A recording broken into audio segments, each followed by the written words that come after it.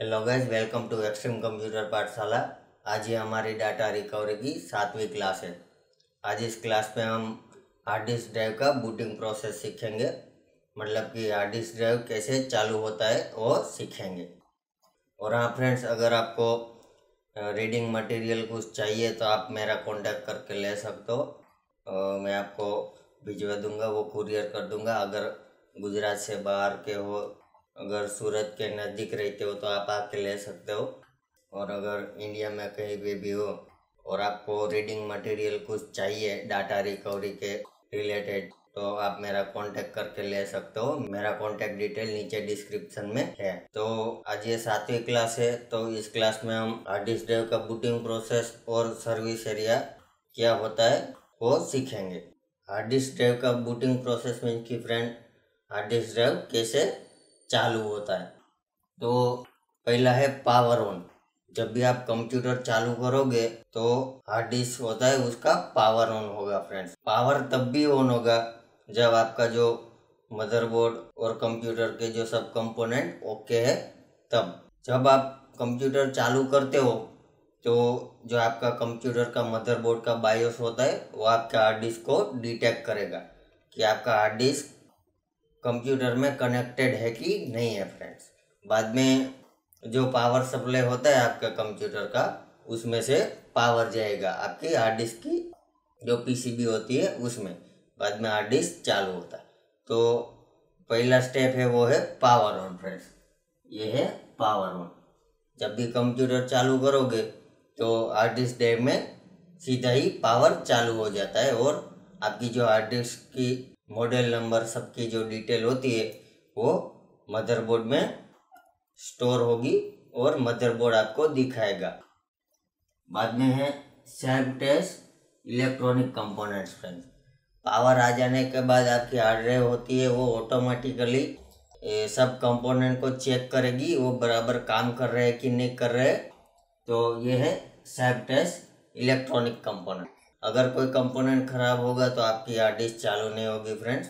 तो पहले जब भी आपका पावर आता है हार्ड ड्राइव में तो सीधा ही जो कंपोनेंट होता है सब पीसीबी में, वो पहले आपका हार्ड ड्राइव ऑटोमेटिक चेक करेगा। बाद में है ROM reading and load to RAM friends.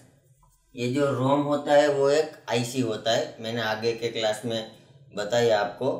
एक चिप होता है उसे रोम कहते हैं। तो उसमें मॉड्यूल रहते हैं, वो सब मॉड्यूल आपका जो रैम होता है पीसीबी होता है उसमें एक बफरिंग चिप रहता है उसे रैम कहते हैं, उसमें ये रोम लोड होगा। ये दूसरा प्रोसेस है हार्ड डिस्क बूटिंग प्रोसेस का फ्रेंड्स। बाद में आता है locate service area and spin up motor. मतलब कि फ्रेंड्स आपकी हार्ड डिस्क होती है, उसका जो ये डिस्क होता है इसमें ये बाहर की साइड, ये आप देख सकते हो थोड़ा सा ऊपर के साइड सर्विस एरिया रहता है। ये अंदर का नहीं, ये अंदर का है वो है यूजर एरिया फ्रेंड्स, वो आपके लिए होता है। और ये जो यहाँ बाहर थोड़ा सा सर्विस एरिया रहता है उसमें मॉड्यूल्स रहते हैं जिसके ऊपर हार्ड डिस्क काम करता है।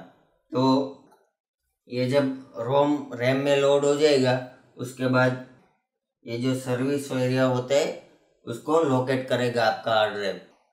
मतलब कि रोम होता है उसमें जो आपका सर्विस एरिया होता है उसका एड्रेस भी रहता है फ्रेंड्स। अगर आपके हार्ड डिस्क को मालूम ही नहीं है कि सर्विस एरिया के जो सब मॉड्यूल कहाँ पड़े तो आपका हार्ड ड्राइव चालू नहीं होगा। तो सर्विस एरिया होते हैं उसके जो सब एड्रेस होते हैं वो सब रोम में ही होता है।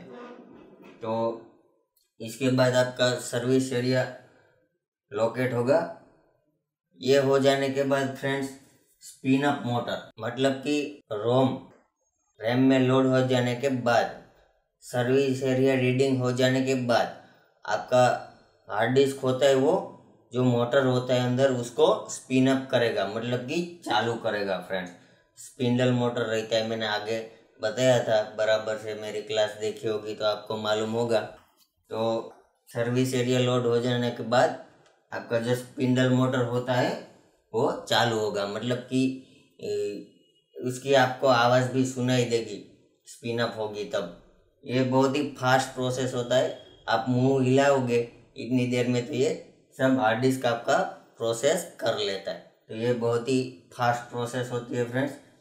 बाद में होता है air flow inside and head move to service area friends. मतलब कि जब भी हार्ड डिस्क का जो मोटर होता है वो स्टार्ट हो जाता है, उसके बाद मैंने बताया था हार्ड डिस्क में एक ब्रेथिंग होल होता है, वहाँ से एयर जाता है और जो हेड होता है हार्ड डिस्क का वो यहाँ पे आप देख सकते हो, ये ऐसा हेड होता है, वो यहाँ आपका जो प्लेटर होता है हार्ड डिस्क का उसके ऊपर जाएगा और ये सर्विस एरिया की रीडिंग करेगा फ्रेंड्स। बाद में है final reading of data friends, ये आप देख सकते हो। मतलब कि अब आपका जो हार्ड डिस्क का हेड है वो सर्विस एरिया के ऊपर आ गया, सर्विस एरिया रीड हो गया, तो जो आपके डाटा रहते हैं उसका सब एड्रेस सब सर्विस एरिया में ही रहता है। कौन सा डाटा कहाँ पड़ा है, कौन सा प्लेटर पे पड़ा है, तो वो सब डिटेल्स इस सर्विस एरिया में ही रहता है। तो हेड यहाँ सर्विस एरिया के ऊपर आ जाने के बाद, सर्विस एरिया सब रैम में लोड हो जाने के बाद, जो ये आप देख सकते हो यूज़र एरिया है, ये अंदर का ये खाली देख रहे हो ये सब यूज़र एरिया, तो उसको रीडिंग करने के लिए हेड यहाँ पे यूज़र एरिया पे आएगा फ्रेंड्स। बाद में ये सब रीडिंग होगा। तो इस तरह से हार्ड डिस्क होता है, वो काम करता है फ्रेंड्स। और है service area friends. Service area मतलब कि जो आपका प्लेटर होता है हार्ड डिस्क का, हार्ड डिस्क में 1 से लेके 6 तक प्लेटर रहते हैं ज़्यादातर, और ज़्यादा भी हो सकता है। पहले जो पुराने हार्ड डिस्क आते थे उसमें बहुत सारे प्लेटर्स रहते थे, लेकिन अब आ रहे उसमें ज़्यादा से ज़्यादा 6 प्लेटर तक आ रहे। तो सर्विस एरिया क्या है फ्रेंड्स, तो मैं आपको डायग्राम बना के दिखाता हूँ। जो आपका हार्ड डिस्क होता है उसका प्लेटर ऐसा गोल रहता है, ऐसे गोल होता है, बीच में स्पिंडल रहता है जिसके ऊपर प्लेटर्स लगे हुए होते, यहाँ पे ऐसे स्क्रू होगी। तो ये हो गया प्लेटर। तो ये जो बाहर का थोड़ा सा पोर्शन रहता है फ्रेंड्स, ये यूज़र को यूज़ करने के लिए नहीं होता है। ये आप देख सकते हो, ये जो है इसे सर्विस एरिया कहते हैं। ये थोड़ा सा सर्विस एरिया रहता है। यहाँ पे आप देख सकते हो ये हार्ड डिस्क का प्लेटर है। तो जितने भी प्लेटर हो गए, ये पहला प्लेटर है, इसके नीचे दूसरा होगा, तो सब में आपका जो सर्विस एरिया होता है उसका कॉपी रहता है। तो कभी कभी जो पहला प्लेटर होता है उसके मॉड्यूल्स ख़राब हो जाते हैं, तो नीचे का प्लेटर होता है उसमें से आपका हार्ड ड्राइव रीडिंग कर लेगा और आपका हार्ड ड्राइव चालू हो जाएगा। तो ये अंदर का आप देख सकते हो फ्रेंड्स, ये सब अंदर का है, ये यूज़र एरिया है। ये बहुत ज़्यादा होता है क्योंकि हमें ज़्यादा स्टोरेज की ज़रूरत रहती है। ये जो सर्विस एरिया होते हैं उसमें बहुत कम, मतलब कि इसमें 200-300 MB तक ज़्यादा से ज़्यादा मॉड्यूल्स रहते हैं, तो इसको ज़्यादा सरफेस की ज़रूरत नहीं रहती है। और जो यूज़र एरिया होता है हमें बहुत सारे डाटा डालने होते हैं, तो हमारे लिए ये जो यूज़र एरिया है, यूज़र एरिया,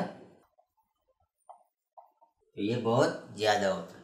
तो सर्विस एरिया तो थोड़ा सा ही होता है, इसमें सब मॉड्यूल्स रहते हैं जिसके ऊपर आपका हार्ड डिस्क काम करता है। और जो आप इसमें डाटा राइट करते हो उसका सब एड्रेस रहता है फ्रेंड, तो वो सब एड्रेस भी इसमें राइट हो गए और आपका सर्विस एरिया याद रखेगा कि आपने जो डाटा डाला है हार्ड डिस्क के प्लेटर के ऊपर, ये यूज़र एरिया में, वो कहाँ पड़ा है, वो सब डिटेल इस सर्विस एरिया में जाएगा फ्रेंड्स। तो सब मिला के ये आपको इसमें ये सब यूज़र एरिया है वो यूज़ करने को मिलेगा, लेकिन ये जो सर्विस एरिया है उसको आप यूज़ नहीं कर सकते। ये सिर्फ आपका जो हार्ड डिस्क के मॉड्यूल रहते हैं उसके लिए ही रहता है। तो अगर कुछ मॉड्यूल्स ख़राब हो जाते तो ये जो दूसरा प्लेटर होता है उसमें भी कॉपी रहता है, तो उसमें भी मॉड्यूल आपका हार्ड ड्राइव रीड कर लेगा। तो कभी कभी जो प्रॉब्लम्स आती है, पहला ऑपरेटर का जो सर्विस एरिया होता है वो ख़राब होता है, तो दूसरे में से रीडिंग होके वो सब डाटा हार्ड डिस्क ले लेगा और हार्ड डिस्क आपका चालू हो जाएगा। तो अगली क्लास में फ्रेंड्स हम जो यूज़र एरिया होता है उसमें आपका हार्ड ड्राइव डाटा राइट कैसे करता है, रीडिंग कैसे करता है, वो सब देखेंगे। तो इस क्लास में इतना ही फ्रेंड्स। अगर आपको मेरा ये क्लास अच्छा लगा है तो आप मेरे चैनल को सब्सक्राइब कर सकते हो। मिलेंगे अगले क्लास में, तब तक गुड बाय, जय हिंद, जय भारत।